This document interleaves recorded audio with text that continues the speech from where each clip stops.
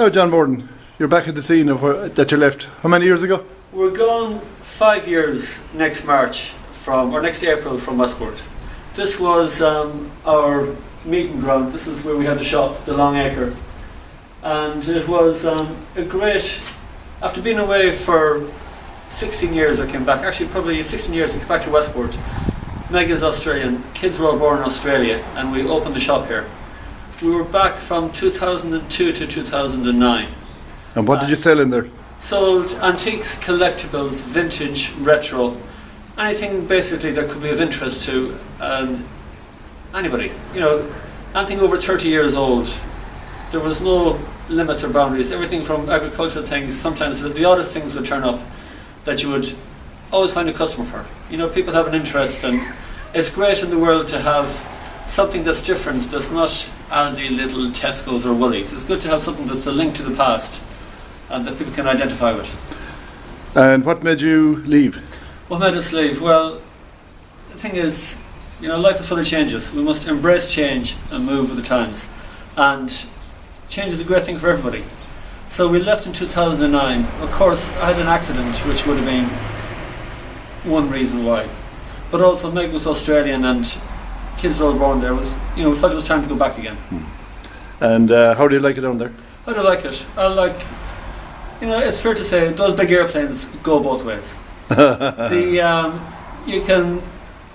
It's very different. Like, I've emigrated twice actually, and the first time you go, you're full of wonder and you're full of fear and you're full of interest, and you think some things you think are pure daft, other things you just don't understand, and it all makes sense eventually. So then the second time you emigrate, which was in our case, we just slotted back into our previous life. You know, I'm still in the antique trade, I'm still selling. If anybody is ever in Sydney, pop down to Roselle Markets every Saturday. A very good, trendy, quirky, funky, interesting market in the grounds of a public school in Sydney. There are a lot of people, of Irish people in Australia now, yeah? You know, we live in the suburbs. We live 23 k's from the city centre. And it's still part of Sydney. Sydney is a huge city, 4 million people, God knows how many, very multicultural. Every race in the world is represented there. It's almost like Westport. Every race in the world is represented. Where we live, it's older Irish people. You know, older people my age with kids that have been there. Some have been there all the time. Some have gone and come back. But where I sell in the city, which is in the inner city, definitely you would meet, some weekends you meet nobody. Other weekends you meet 10 or 12. It's almost like it's like being on Grafton Street sometimes. And of course, because then I would have brought in furniture and containers at different times of items from Ireland or England or Europe. You would always have things that people, Irish people in particular, could identify with. So, do you meet many Covies out there? Do we meet many Covies? The thing is, they're definitely out there, but you know, it's almost like they're a shadowy race. Once they leave, they get together, of course, on special occasions.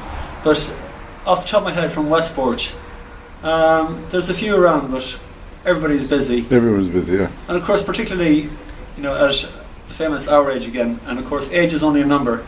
That it doesn't mean anything. You can be a very young 100-year-old, but at this age, kids are doing everything. The economy is good out there, is it?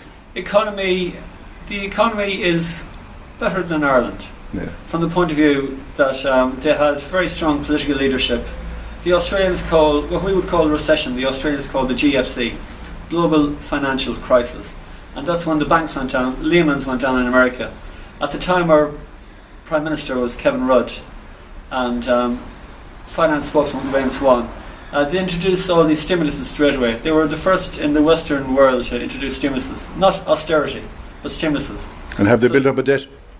Their debt is manageable. It's but then again, what debt is manageable? You know, but they're in a very, I won't say comfortable because things change. Like what was driving Australia for a long time was the, I suppose, insatiable demand from China and the developing countries for the raw materials that the Australians have. It takes 4 hours to fly over from Sydney to Perth. It's all, God knows what's in the ground there. There's rumour of a property bubble over there, is there?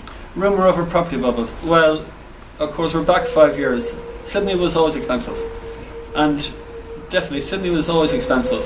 And what I would say is, there's a lot of similarities to Ireland, and a lot of things being talked up. You have to make your own opinions. But what I would say is that the banks, actually, the Australian banks, were very well regulated from the beginning.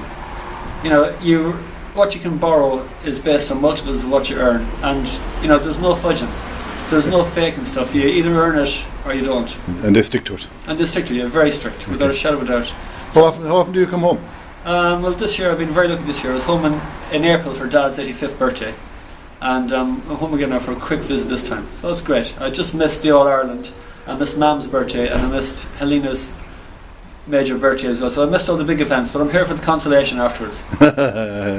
Well, how do you enjoy the trips back on the plane? Oh, the trips are great. I mean, the thing is, what happens, no matter where we are, you work hard when you're there, and then by the time you get to the airport, you're frazzled. Yeah. You sit down, I fly, lately I've been flying Etihad.